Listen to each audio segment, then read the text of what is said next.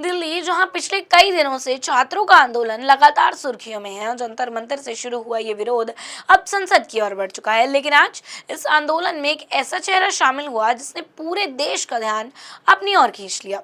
दिग्गज अभिनेत्री शबाना आजमी खुद प्रदर्शनकारियों के बीच पहुंची, छात्रों के साथ संसद की ओर पैदल मार्च किया और सरकार से बातचीत शुरू करने की अपील की। सवाल सिर्फ इतना ही नहीं कि शबाना आजमी इस प्रदर्शन में क्यों शामिल हुई, बल्कि सवाल ये भी है आखिर ऐसा क्या हुआ कि प्रधानमंत्री को पत्र लिखने के बाद भी जब जवाब नहीं मिला तो उन्हें खुद सड़क पर उतरना पड़ा। नमस्कार, मैं कशिश कश्यप और आप देख रहे हैं चैनल फॉर न्यूज इंडिया।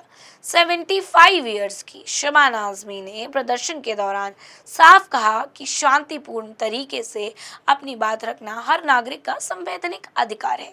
उन्होंने महात्मा गांधी का जिक्र करते हुए कहा कि उनका आंदोलन पूरी तरह से अहिंसक और उनका मकसद सिर्फ इतना ही है कि सरकार प्रदर्शनकारियों की बात सुने। उनके मुताबिक लोकतंत्र में संवाद ही सबसे बड़ा समाधान होता है और इसी बीच इस उम्मीद के साथ वे छात्रों के बीच पहुंची। शबाना आजमी ने इस दौरान एक बड़ा खुलासा भी किया। उन्होंने बताया कि संसद मार्च में शामिल होने से पहले उन्होंने और उनके पति मशहूर गीतकार जावेद अख्तर ने प्रधानमंत्री नरेंद्र मोदी को एक पत्र लिखा था।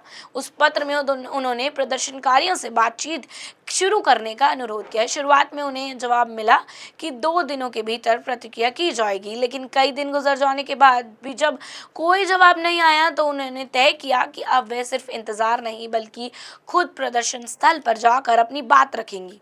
उन्होंने कहा कि एक पूर्व राज्यसभा सदस्य होने के नाते उनकी सिर्फ एक ही अपील है, कम से कम हमारी बात तो सुन लीजिए।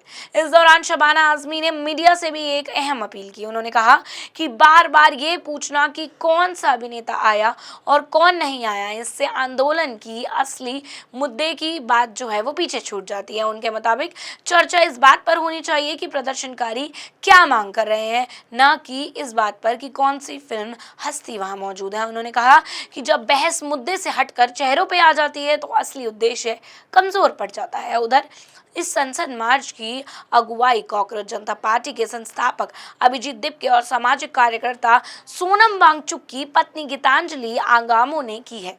वहीं सोनम वांगचुक फिलहाल दिल्ली के सफदरजंग अस्पताल में भर्ती हैं। आंदोलन के दौरान उनकी तबीयत बिगड़ने पे उन्हें अस्पताल में भर्ती कराया गया था।